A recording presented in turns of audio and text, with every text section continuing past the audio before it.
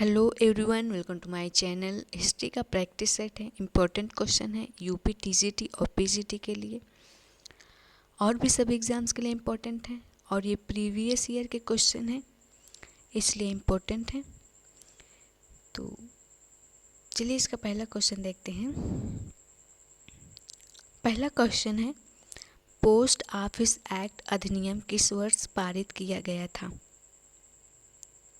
Option A है सन 1852 ईस्वी में, ऑप्शन बी है सन 1853 ईस्वी में, ऑप्शन सी है सन 1854 ईस्वी में और डी है सन 1855 ईस्वी में। तो यहाँ पूछा गया है पोस्ट ऑफिस एक्ट अधिनियम किस वर्ष पारित किया गया था।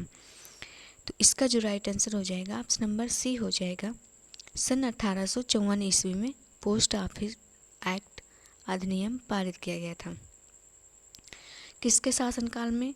तो लॉर्ड डलहौजी के कार्यकाल में सन 1854 में पोस्ट ऑफिस एक्ट पारित किया गया और जिसके परिणाम स्वरूप 1 अक्टूबर 1854 को डाक विभाग की स्थापना हुई।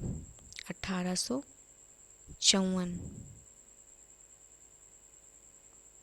डाक विभाग की स्थापना हुई 1 अक्टूबर 1854 को। उस टाइम जो डाकघर थे वो 701 थे, ईस्ट इंडिया कंपनी के अंतर्गत आते थे, उन्हीं को मिलाकर डाक विभाग की स्थापना हुआ था। तो right answer option number C हो जाएगा। नेक्स्ट क्वेश्चन देखते हैं। डचों ने भारत में पहला उपनिवेश कहाँ स्थापित किया? ऑप्शन है कोचीन, बी है सूरत, सी है सईदाबाद और डी है पुलिकट। तो इसका जो राइट आंसर हो जाएगा ऑप्शन नंबर हो जाएगा डी पुलिकट। राइट आंसर हो जाएगा पुलिकट, राइट आंसर हो जाएगा। डचों ने भारत में अपनी पहली फैक्ट्री 1605 में मसूलीपट्टनम में स्थापित किया था। तो यहाँ पर मसूलीपट्टनम दिया नहीं गया है, तो इसलिए उसके बाद पुलिकट में किया था 1610 में। पुलिकट में 1610 में अपनी फैक्ट्री स्थापित किया था। तो right answer option number D हो जाएगा। नेक्स्ट क्वेश्चन देखते हैं। भारत आने वाले पहले जहाज का क्या नाम था? ऑप्शन है टाइटैनिक, बी है एलिजाबेथ, सी है रेड ड्रैगन और डी है मेफ्लावर। तो इसका जो राइट आंसर हो जाएगा ऑप्शन नंबर हो जाएगा सी, रेड ड्रैगन जो था भारत आने वाला पहले जहाज का नाम था। भारत आने वाले पहले जहाज, अंग्रेजी जहाज जो था रेड ड्रैगन था। कैप्टन हॉकिंस के नेतृत्व में हेक्टर नामक पहला अंग्रेजी जहाज 1608 ईस्वी में सूरत के बंदरगाह पर आकर रुका था। हॉकिंस जो था वो प्रथम अंग्रेज था जो समुद्री मार्ग से भारत आया था। तो right answer option number C हो जाएगा। नेक्स्ट क्वेश्चन देखते हैं। निम्नलिखित में से किस क्षेत्र में ब्रिटिश ने अपनी सबसे अधिक पूंजी का निवेश किया? ऑप्शन है चाय, कहवा, नील, बी है जूट मिल और सी है कपड़ा उद्योग, डी है रेलवे। तो यहाँ पूछा गया है किस क्षेत्र में ब्रिटिश ने अपनी सबसे अधिक पूंजी का निवेश किया था। तो इसका जो राइट आंसर हो जाएगा ऑप्शन नंबर डी हो जाएगा, रेलवे, बैंकिंग, बीमा, शिपिंग आदि में ब्रिटिश ने अपनी सबसे अधिक पूंजी का निवेश किया था। यहाँ पर रेलवे, बैंकिंग, बीमा भी हो जाएगा। भारत में ब्रिटिशों ने सबसे अधिक पूंजी का निवेश रेलवे, बैंकिंग, बीमा तथा शिपिंग में किया था। ब्रिटेन के उद्योगों को कच्चा माल उपलब्ध कराने के लिए अंग्रेजों ने कपास उत्पादन क्षेत्रों को पहले रेल लाइनों से जोड़ने का काम किया था। Right answer option number D हो जाएगा। नेक्स्ट क्वेश्चन देखते हैं। किस यूरोपीय शक्ति ने पहली बार भारत के साथ समुद्री मार्ग से व्यापार करना शुरू किया था? ऑप्शन है डच, बी है फ्रेंच, सी है पुर्तगाली और डी है स्पेनिश। तो इसका जो राइट आंसर हो जाएगा ऑप्शन नंबर सी हो जाएगा पुर्तगाली। 1498 ईस्वी में पुर्तगाली यात्री वास्को डी गामा जो था वो समुद्री मार्ग से भारत आया और मसाले आदि को ले जाकर यूरोप में भारी रकम में बेचा। उसी के उपरांत पुर्तगालियों ने सर्वप्रथम समुद्री व्यापार भारत से प्रारंभ किया था। तो इसका जो राइट आंसर हो जाएगा ऑप्शन नंबर सी हो जाएगा। नेक्स्ट क्वेश्चन देखते हैं।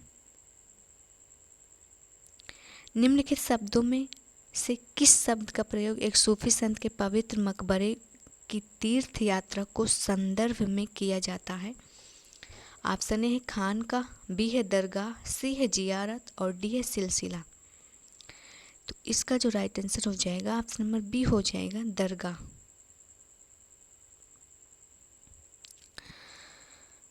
दरगाह का प्रयोग एक सूफी संत के पवित्र मकबरे की तीर्थ यात्रा के संदर्भ में किया जाता है। सूफी जिन आश्रमों में निवास करते थे उन्हें खानकाह या मठ कहा जाता था। सिलसिला का शाब्दिक अर्थ होता है जंजीर।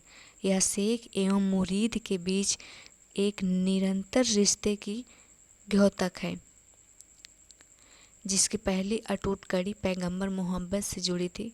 जियारत सूफी संतों के दरगाह पर की जाने वाली धर्म यात्रा है। तो right answer option number C हो जाएगा, बी हो जाएगा। नेक्स्ट क्वेश्चन देखते हैं। निम्नलिखित में से किस यूरोपीय कंपनी ने बंगाल की खाड़ी में समुद्री डकैती करने के लिए हुगली में अपना बेस आधार भूमि बनाया था? ऑप्शन है पुर्तगाली, बी है डच, सी है अंग्रेज और डी है फ्रांसीसी। तो इसका जो राइट आंसर हो जाएगा ऑप्शन नंबर हो जाएगा ए पुर्तगाली। यूरोपीय कंपनी ने बंगाल की खाड़ी में समुद्री डकैती करने के लिए हुगली में अपना बेस मतलब आधार भूमि बनाया था, तो पुर्तगाली थे। Right answer option number A हो जाएगा। नेक्स्ट क्वेश्चन देखते हैं। ब्रिटिश काल के दौरान भारत का शीर्ष न्यायालय निम्नलिखित में से कौन सा था? Option A federal court, B है प्रेसिडेंसी कोर्ट और सी है प्रीवी काउंसिल और डी है इंग्लैंड का सुप्रीम कोर्ट। तो यहाँ पर इसका जो राइट आंसर हो जाएगा ऑप्शन नंबर सी हो जाएगा प्रीवी काउंसिल। भारत का शीर्ष न्यायालय जो था वो प्रीवी काउंसिल था। 1774 ईस्वी में कलकत्ता में एक सर्वोच्च न्यायालय की स्थापना की गई। सर एलिजा एम्पे को मुख्य न्यायाधीश तथा 3 अन्य चैम्बरलेन, लिमेस्टर एवं हाइड को न्यायाधीश बनाया गया था। यह अभिलेख न्यायालय था। इसके विरुद्ध अपील प्रीवी काउंसिल में होती थी। इस प्रकार ब्रिटिश शासन काल के दौरान भारत का शीर्ष न्यायालय जो था वो प्रीवी काउंसिल था। तो ब्रिटिश काल के दौरान जो भारत का शीर्ष न्यायालय था वो प्रीवी काउंसिल था। तो right answer option number C हो जाएगा। नेक्स्ट क्वेश्चन देखते हैं। किस वर्ष में पश्चिमी तट पर महाप्रांतीय मुख्यालय सूरत से बॉम्बे स्थानांतरित हुआ था? ऑप्शन ए 1661, बी है 1668, सी है 1687 और डी है 1691। तो इसका जो राइट आंसर हो जाएगा ऑप्शन नंबर सी हो जाएगा 1687। ब्रिटिश शासन के दौरान एक गवर्नर बॉम्बे का मुख्य प्रशासनिक और राजनीतिक अधिकारी होता था। प्रेसिडेंसी की कार्यकारी सरकार को राज्यपाल द्वारा प्रशासित किया जाता था। भारत के गवर्नर जनरल के रूप में प्रेसिडेंसी में उनके पास समान शक्ति और अधिकार भी होते थे। तो right answer option number C हो जाएगा। नेक्स्ट क्वेश्चन देखते हैं। कलकत्ता की स्थापना से पूर्व बंगाल में अंग्रेजों की सर्वाधिक बड़ी बस्ती कौन सी थी? ऑप्शन ए कासिम बाजार, बी है चटगांव, सी है हुगली और डी है मुर्शिदाबाद। तो इसका जो राइट आंसर हो जाएगा ऑप्शन नंबर सी हो जाएगा हुगली।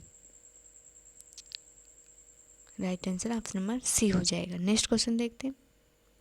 निम्नलिखित में से कौन सा गवर्नर जनरल पुलिस सुधारों के लिए जाना जाता है? ऑप्शन ए है लॉर्ड मेयो, बी है लॉर्ड कर्जन, सी है लॉर्ड इरविन और डी है लॉर्ड मिंटो।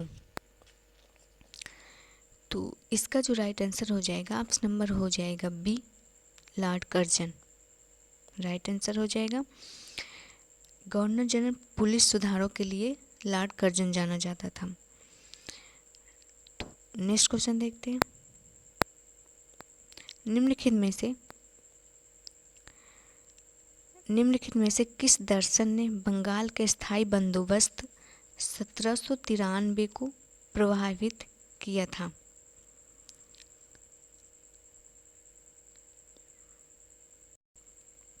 ऑप्शन ए है वेग विचारधारा, बी है उपयोगितावाद, और सी है प्रणयवाद, और डी है वाणिज्यवाद। तो यहाँ पूछा गया है किस दर्शन ने बंगाल के स्थायी बंदोबस्त 1793 को प्रभावित किया था। तो इसका जो राइट आंसर हो जाएगा ऑप्शन नंबर ए हो जाएगा वेग विचारधारा। राइट आंसर हो जाएगा। लॉर्ड कॉर्नवालिस ने वारेन हेस्टिंग द्वारा अपनाई गई नीति की जगह उसके प्रशासन का और अधिक आंग्लीकरण करने का तथा ब्रिटिश सरकार के वीक सिद्धांतों को भारत पर लागू करने का प्रयास किया था। इसका उद्देश्य जो था वो भारतीय राजनीतिक परंपरा के तथाकथित निरंकुश पक्षों को त्याग कर और उसके लिए न्यायपालिका और कार्यपालिका की बीच शक्तियों का पृथक्करण करने के लिए सरकार के हस्तक्षेप को सीमित करना था। तो राइट आंसर इसका नाम ऑप्शन नंबर ए हो जाएगा। मिलते हैं नेक्स्ट वीडियो में।